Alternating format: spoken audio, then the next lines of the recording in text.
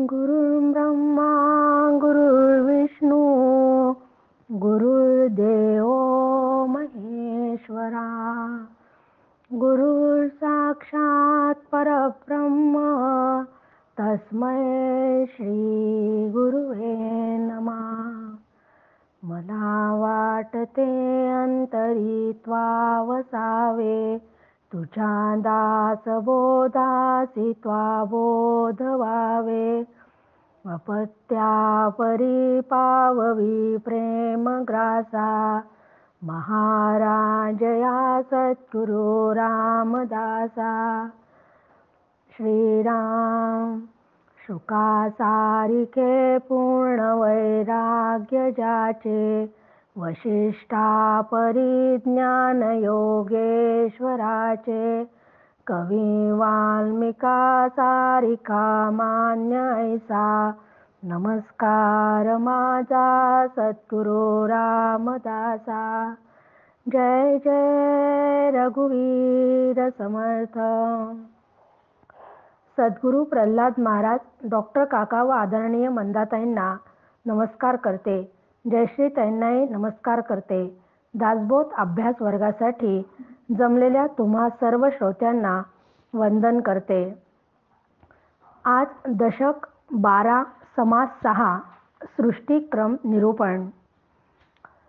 आतापर्यंत दासबोधात बऱ्याच वेळा सृष्टिक्रम सांगितला गेला, परंतु केलेला अभ्यासच पुन्हा पुन्हा अभ्यासणे, पुन्हा पुन्हा करणे, ऐकलेलेच पुन्हा पुन्हा सांगणे अत्यंत गरजेचे असते. कारण आपण सगळे प्रापंचिक आहोत आणि प्रपंच मिथ्या आहे. हे कितीही सांगितले तरी तेवढ्यापुरते ते पटतेही, पण प्रत्यक्ष वेळ आली की त्याला आपण सत्य समजून व्यवहार करतो. म्हणून पुन्हा पुन्हा श्रवण करणे, सातत्याने तेच तेच वाचणे, यामुळे विवेक जागा होऊन मिथ्यत्वाचा निश्चय पक्का होतो. या समासात सुरुवातीला समर्थांनी ब्रह्माचे वर्णन केले, त्यानंतर मायेतून सृष्टी कशी निर्माण झाली व शेवटी ब्रह्म सार व माया असार आहे, तर असार सोडून साराची निवड करा असे सांगितले. श्रीराम समर्थ. श्रीराम. ब्रह्म निर्मळ निश्चळ शाश्वत सार अमळ विमळ अवकाश घन पोकळ गगनाईसे श्रीराम. तयास करणे ना धरणे तयास जन्म ना मरणे तेथे जाणणे ना नेणणे शून्यातीत श्रीराम. ते रचेना ना खचेना ते होयेना ना जायेना मायातीत निरंजना पारचे नाही श्रीराम. की ब्रह्म हे कसं आहे, तर ब्रह्म शुद्ध आहे, निर्विकार आहे, नित्य आहे, सारभूत, मलरहित, विमल असलेलं आणि ज्याला अवयव नाही असं निर्विकार, व्यापक असून ज्याला आकार नाही आणि आकाशाप्रमाणे ते पोकळ आहे. ब्रह्म कोणीही निर्माण केलेले नाही, म्हणजे ब्रह्माला उत्पत्ती नाही. त्याला जर पकडायला गेले तर त्याला पकडता येत नाही. त्याला जन्ममरण नाही, त्याला कशाचेच ज्ञान होत नाही, पण तो अज्ञान रूपही नाही. कारण ब्रह्म ज्ञानरूप आहे. म्हणूनच हरिपाठामध्ये पण म्हटलंय की जाणीव नेणीव भगवंती नाही. तसंच ब्रह्म हे शून्यही नाही, तर ब्रह्म फक्त सत आहे. ते कधीही उभारल्या जात नाही, ते खचल्या जात नाही, ते कुठे न्यायचे म्हणले तर त्याला नेता येत नाही, ते कुठे जात नाही, मायेने लिप्त होत नाही. असं हे ब्रह्म चा अंतपार लागत नाही. त्याचा शोध घ्यायला गेले तर ते इतके अपार आहे की कितीही शोध घेत त्याचा पुढे पुढे गेलो तरी ते पुढे ब्रह्म आहेच, ते संपते असं होतच नाही. कितीही पुढे जाण्याचा प्रयत्न केला तरी असं ते अपार असल्यामुळे संपतच नाही. कारण या ब्रह्माशिवाय दुसरं काहीच नाही. पुढे संकल्प उठिला षडगुणेश्वर बोलिजे त्याला अर्धनारी नटेश्वराला बोलिजे ते श्रीराम. की असं हे परब्रह्म सगळीकडे भरून आहे आणि हे ब्रह्म आधी एकटे होते. एकाकी न रमते असे त्याला झाले व एकाकी असणाऱ्या या ब्रह्माला बहु व्हावे वाटले.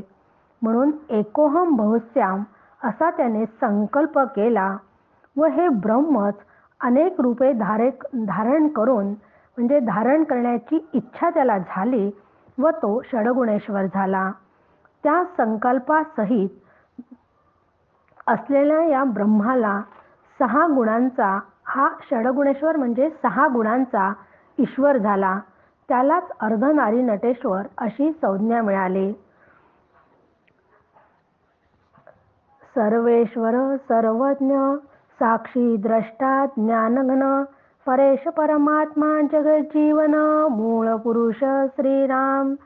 की हा ईश्वरच संपूर्ण जड चेतनात्मक सृष्टीत सूक्ष्म रूपाने व्यापून राहतो.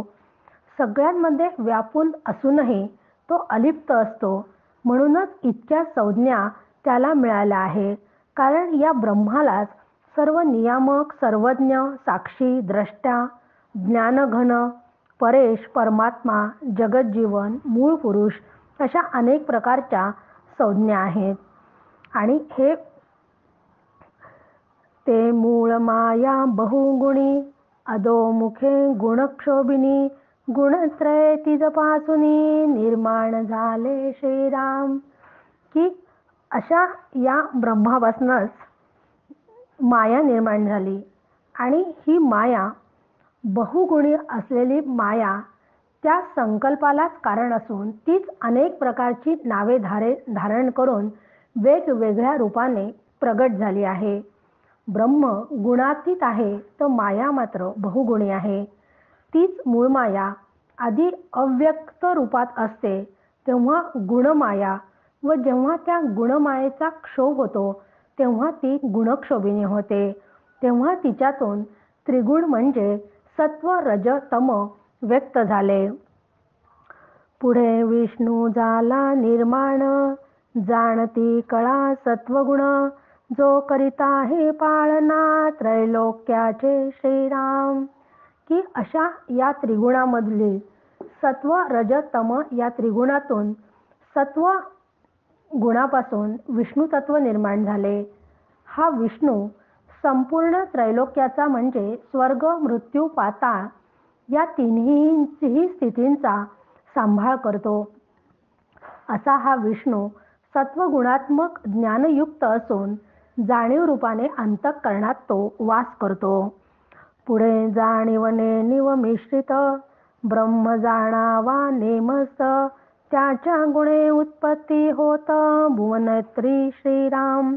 पुढे रुद्र तमोगुण सकळ संहाराचे कारण सकळ काही करते पण तेथेची आले श्रीराम.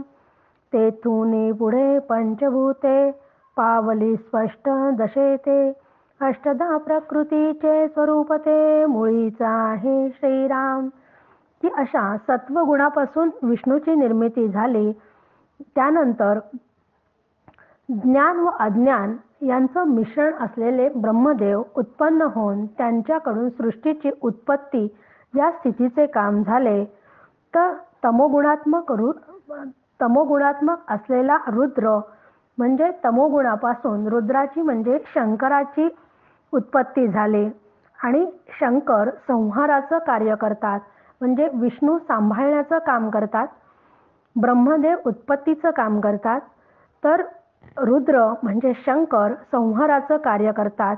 अशा प्रकारे उत्पत्ती स्थिती व लय या तिन्ही अवस्थांचे कर्तृत्व ब्रह्मा विष्णू महेश यांच्याकडे आले. त्यानंतर सूक्ष्म पंचमहाभूते स्थूल झाली आणि त्यानंतर अष्टधा प्रकृती निर्माण झाली. अष्टधा प्रकृतीमध्ये पंच महाभूते आणि त्रिगुण निर्माण झाले. निश्चळी झाले चलन तेची वायोचे लक्षण पंचभूते आणि त्रिगुण सूक्ष्म अष्टधा श्रीराम. की आधी फक्त निश्चळ होते. आता तेथे माया आली. त्यामुळे निश्चळ असलेले परब्रह्म चंचल झाल्यासारखे वाटते, की जसे चंद्र स्थिर आहे, पण त्या चंद्राचे प्रतिबिंब हलणाऱ्या पाण्यात पडले की चंद्र हलल्यासारखा वाटतो. अगदी तसेच परब्रह्म निश्चळ आहे आणि माया चंचल आहे. चंचल मायेमुळे निश्चळ चंचल झाल्यासारखा वाटतं. म्हणजे निश्चळामध्ये चंचलता आणण्याचे सामर्थ्य वायूचे आहे. वायू विकारी आहे, त्यातही गुण आहेत, पण ते त्यात सूक्ष्म पंचमहाभूते व अव्यक्त त्रिगुण सुप्त दशेत असतात. जसे गुलाबाचे फूल आहे, त्यातील सुगंध स्थिर आहे, पण तो सुगंध वायूमुळे सगळीकडे पसरतो, कारण वायू गुण वाहण्याचे काम करतो. म्हणून निश्चळाला चंचलता आल्यासारखे वाटते ते वायूमुळेच. पण सुरुवातीला वायूमध्ये हे जेव्हा गुण असतात ते सुप्त दशेत असतात.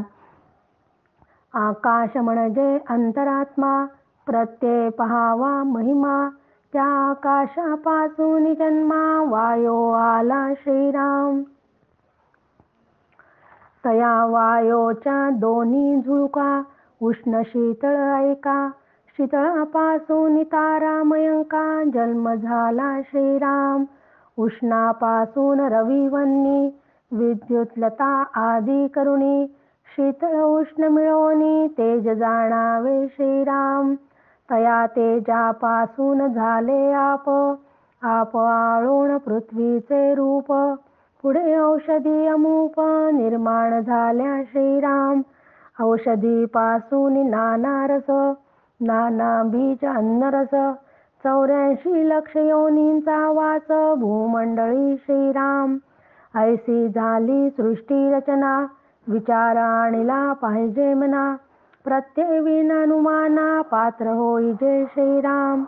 ऐसा झाला आकार, येण्याची न्याय संहार, सार सार विचार यास बोली जय श्रीराम. जे जे जेथून निर्माण झाले, तेथे तेथेची निमाले, येण्याची न्याय संवारले महाप्रलयी श्रीराम. आकाश हेच अंतरात्म्याचे स्वरूप असून, आकाश म्हणजे पोकळी आहे आणि आकाश हेच अंतरात्म्याचे स्वरूप असून त्याचे महात्म्य प्रत्यक्ष आपण अनुभवतोच. कारण आकाशामधला जो वायू आहे याचा प्रत्यय आपल्याला नेहमीच येतो. मग त्या आकाशापासूनच हा वायूची उत्पत्ती झाली. हा वायू 2 प्रकारे काम करतो. एक उष्ण आणि दुसरं म्हणजे शीत. तर शीत प्रवाहापासून तारका समूह आणि चंद्र निर्माण झाले, तर उष्ण प्रवाहापासून सूर्य, अग्नी, वीज इत्यादी पदार्थ तयार झाले. तेज या संकल्पनेत सुद्धा उष्ण आणि शीत या दोन्हींचाही समावेश आहे. तेजापासून पाणी तयार होऊन पाण्याचे घनीभवन झाल्याने पृथ्वी तयार होते. पृथ्वीवर अनेक प्रकारच्या औषधी तयार झाल्या. औषधी याचा अर्थ औषध नाही, कारण औषधी म्हणजे काय, तर औषधी ही वनस्पती असते. ती वनस्पती एकदाच फळ येऊन नष्ट होते, त्याला औषधी म्हटल्या जाते. आणि इतर त्या झाडाला औषधी म्हणतात एकदा फळ होऊन नष्ट झाल्यावर. पण बाकीचे जे सगळे आहे त्या सगळ्या वनस्पती आहेत, त्या पुन्हा पुन्हा फळ देतात. औषधीपासून नाना रस, की या औषधापासून अनेक प्रकारचे 6 रस म्हणजे आपल्याला माहित आहे, आंबट, गोड, तुरट, खारट हे सगळे रस त्यापासूनच निर्माण होतात. त्यापासूनच शेकडो बीजे व अन्न म्हणून वापरण्यासारखे रस तयार होतात. त्याने पृथ्वीवर 84 लक्ष योनी ज्या निर्माण झालेल्या आहेत त्यांच्या पोषणाची सोय झाली आहे. अशी ही सृष्टीची रचना झाली. ती नीट समजावून घेतली नाही तर मग मनामध्ये संशय शिल्लक राहतात. मग अशी जशी ही सृष्टीची रचना झाली, अगदी ती रचना जशी झाली त्याच्या उलट पद्धतीने सृष्टीचा संहार होतो. म्हणून रचना आणि संहार असार असून ब्रह्म सार आहे, असा सारासार विचार करावा की जे जे काही उत्पन्न होते, जे जे जेथून उत्पन्न होते ते त्यातच लीन होते. म्हणजे आता ज्या ब्रह्मापासून हे सगळं उत्पन्न झालं त्या ब्रह्मामध्येच हे सगळं लीन पण होते. प्रलयकाली जो संहार होतो तो याच पद्धतीने होतो. आद्य मध्य अवसान जे शाश्वत निरंजन, तेथे लावावे अनुसंधान, जाणते पुरुषी श्रीराम. होत जाते नाना रचना, परिते काहीच तगेना, सार असार विचारणा, या कारणे श्रीराम. की आतापर्यंत म्हणजे 19व्या ओवीपर्यंत समर्थांनी सृष्टीचा क्रम सांगितला. ती संपूर्ण सृष्टी माईक आहे आणि जे जे माईक असते ते नाशवंत असते, त्यामुळे ते नष्ट होणारे आहे. मग संपूर्ण सृष्टी नष्ट झाल्यावर शिल्लक काय उरते तर फक्त शाश्वत परब्रह्म उरते. म्हणून उत्पत्ती, स्थिती व लय या सृष्टीच्या तिन्ही अवस्थांमध्ये जे नित्य व निर्विकारी ब्रह्म अलिप्तपणे राहते त्याच्याच अनुसंधानात विचारी साधकाने राहावे. जाणते जे पुरुष आहेत ते जे शाश्वत आहे त्याच्याच अनुसंधानात राहतात, कारण त्यांचा विवेक जागा असतो. कुंभार मडके तयार करतो, कालांतराने ते फुटते. त्या फुटलेल्या घटाची माती चाळून घेऊन त्या मातीचाच पुन्हा घट तयार केले जातात. म्हणजे फुटणे व पुन्हा घडणे म्हणजे त्याची पुन्हा निर्मिती होणे सतत सुरूच असते. अशा या सृष्टीतील अनंत वस्तू, अनेक प्रकारचे पदार्थ सतत तयार होतात आणि नष्ट होतात व पुन्हा त्यांची निर्मिती होते. म्हणजेच ब्रह्मांडाची उत्पत्ती झाली तरी ती क्षणभंगूर अशाश्वत आहे, कारण ती त्यात सतत नष्ट होते. आपला देह देखील या सृष्टीतीलच आहे. तोही एक दिवस संपणार. देहाला पण जन्म व मृत्यू आहेच, पण या देहाला चालविणारा जो आत्मा तो मात्र शाश्वत आहे. तो येतही नाही म्हणून जातही नाही. असा हा आत्मा हेच माझे स्वरूप आहे. म्हणून साधकाने असारामागे असलेल्या सारतत्वाचा विचार करावा. लहान मुले खेळ खेळतात. ते खेळत असताना तो खेळ जर मोडला तर ते रडायला लागतात. तेव्हा वडील माणसे त्यांना सांगतात की अरे रडतो काय, आपण खेळ पुन्हा मांडू. वडील माणसांना हे माहीत असते की हा खेळ लुटूपुटूचा म्हणजे खोटा आहे, त्यामुळे तो मोडला तरी त्यांना म्हणजे आईवडिलांना किंवा जाणकार लोकांना त्याचं कधीच दुःख होत नाही. अगदी तसेच माया पण खोटी आहे. तिचे घडणे आणि मोडणे सतत सुरू असते. त्यामुळे साधकाने माया ही भगवंताची एक लीला, चमत्कार आहे. तो कायमस्वरूपी नसून संपणार आहे, म्हणून तो असार आहे. साधकाने या असारात म्हणजे मायेत रममाण न होता असार टाकून शाश्वत कायम टिकणाऱ्या सारतत्वावर लक्ष केंद्रित करावे. द्रष्ट्या साक्षी अंतरात्मा, सर्वत्र बोलती महिमा, परी हे सर्व साक्षिणी अवस्था मा, प्रत्यय पहावी श्रीराम. की असे जे साररूप ब्रह्म आहे त्या ब्रह्माच्या संदर्भात द्रष्ट्या, साक्षी, अंतरात्मा या संज्ञेचे अत्यंत महत्त्व सांगितले जाते. म्हणून साधकाने दृश्यात घडणाऱ्या चांगल्या अथवा वाईट घटनांकडे द्रष्ट्या, साक्षी होऊन पाहावे. घडणाऱ्या घटना या दृश्य जगतात घडतात. दृश्य जग माईक आहे. मी तर शाश्वत ब्रह्म आहे, त्यामुळे मी म्हणजे पाहणारा द्रष्टा असल्यामुळे माझा दृश्य जगताशी संबंध नाही. म्हणून दृश्यात मायेत अडकून न राहता त्यापासून अलिप्त राहावे. जेव्हा रस्त्याने आपण एखादा अपघात पाहतो तेव्हा आपण ते दृश्य पाहतो, थोडेसे आपल्याला वाईटही वाटते, पण लगेचच आपण त्या घटनेकडे साक्षी भावाने म्हणजे त्रयस्थपणाने पाहतो, कारण त्या घटनेशी आपला काही संबंध नसतो. त्यामुळे त्यात आपण त्रयस्थाच्या भूमिकेने सहज पाहतो. असे साधकाला जागृती, स्वप्न, सुषुप्ती या तिन्ही अवस्थांचे साक्षीत्व करणारी जी सर्व साक्षिणी म्हणजे तुर्य अवस्था आहे त्याचा अनुभव घेता आला पाहिजे. या तिन्ही अवस्था देहाच्या आहेत आणि मी आत्मा असल्यामुळे त्या अवस्थांचे साक्षीत्व करणारा मी द्रष्ट्या म्हणून जेव्हा पाहतो तेव्हा कशाचेच दुःख न होता त्याला आनंदाचा अनुभव येतो. हा अंतरात्मा म्हणजे जाणीव कळा आहे आणि तो सर्वांचा एक आहे. त्यामुळे हा माझा, तो तुझा, तू मी असं तिथे काहीच नाही. म्हणजे त्यात कुठल्याच प्रकारचं द्वैत भेद नाही. जिथं दोन आहे तिथं सुखदुःख आहे, पण सगळ्यांचा अंतरात्मा एकच आहे हे लक्षात घेऊन साधकाने आनंदाचा अनुभव घ्यावा. मुळापासून शेवटवरी अवघी मायेची भरोवरी नाना विद्या कळा कुसरी तये मध्ये श्रीराम. जो उपाधीचा शेवट पावेल त्याच भ्रम ऐसे वाटेल. जो उपाधीमध्ये अडकेल त्याच काढिता कवन श्रीराम. की मूळ स्फुरणापासून 84 लक्ष जीवयोनींचा एवढा मोठा सर्वाव्याप व कारभार हा मायेचा आहे. त्यातच 14 विद्या, 64 कला व कौशल्याचाही समावेश मायेतच होतो.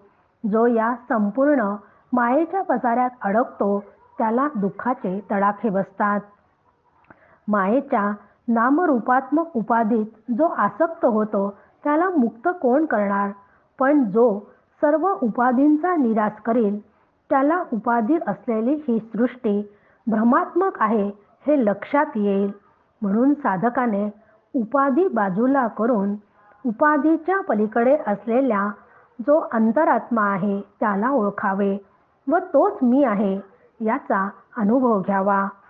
ईश्वराला मायेची उपाधी आहे व जीवाला अविद्येची उपाधी आहे. या दोन्ही उपाधींचा निराश केला की फक्त ब्रह्म शिल्लक राहते आणि तेच मी आहे. विवेक प्रत्ययाची कामे कैसे घडतील अनुमान भ्रमे. सार विचाराचे निसंभ्रमे पाविजे ब्रह्म श्रीराम. की असा ब्रह्म अनुभव विवेकाच्या साह्याने घेतलेल्याला प्रत्यक्ष अनुभवातूनच तो सिद्ध होतो. मनात कुठल्याही शंका संभ्रम असताना केवळ अंदाजाने तो कधीच येणार नाही. सार व असाराच्या शास्त्रशुद्ध व सखोल विचाराने सर्व संभ्रमातून सुटल्यावरच जीव व ब्रह्म यांच्या ऐक्याचा अनुभव येतो. ब्रह्मांडीचे महाकारण ते मूळ माया जाण. अपूर्णास म्हणती ब्रह्मपूर्ण विवेकहीन श्रीराम. की ब्रह्मांडाचा महाकारण देह म्हणजे मूळ माया.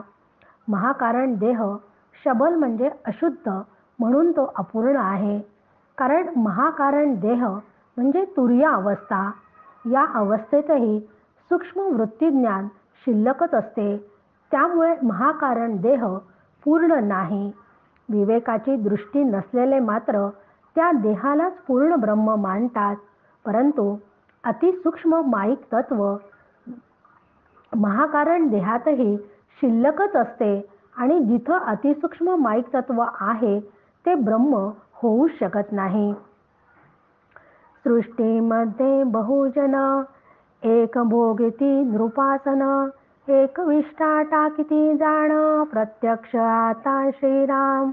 ऐसे उदंड लोक असती आपणास थोर म्हणती.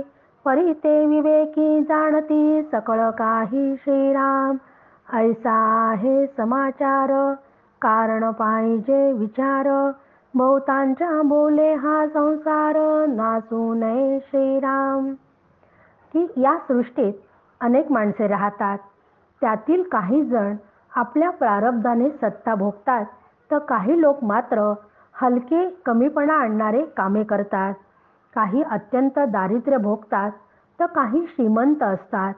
बरेच लोक स्वतःला अत्यंत महत्त्व देऊन स्वतःला श्रेष्ठ समजतात. परंतु विवेकी जो असतो त्याला कोण खरा कोण मोठा कोण मोठा हे समजते व कोण फक्त मोठेपणाचा आवांतो हे त्यांच्या चांगले लक्षात येते, हे त्यांना कळते. म्हणून विवेकी लोक खरोखरच जो मोठा आहे त्यालाच मोठे समजतात. मग अशा परिस्थितीत सगळीकडे सारखीच असते, कारण असे विवेकी आणि अविवेकी लोक सगळीचकडे असतात. म्हणून विवेक खूप महत्त्वाचा आहे. हा विवेक असणारे फार थोडे असतात, तर अविवेक्यांची संख्या फार मोठी असते.